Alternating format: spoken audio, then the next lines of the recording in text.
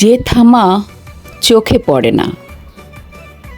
কলমে হাসান মুসাদ্দিক, শব্দপাঠে আমি রাশিদা আক্তার। এক কাপ চা টেবিলে ঠান্ডা হয়, দরজা বন্ধ, আলো নরম। এই দৃশ্যের ভেতরেই একটা জীবন প্রতিদিন নিজেকে সামলে নেয়। কেউ বোঝে না, কারণ কোনো ভাঙচুর নেই, কোনো আর্তনাদও নেই।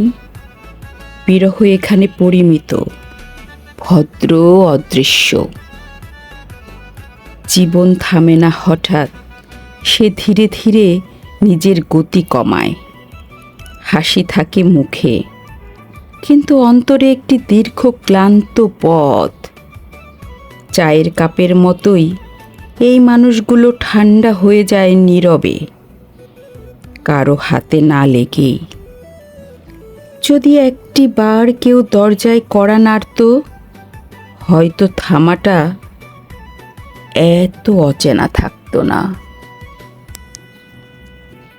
ধন্যবাদ।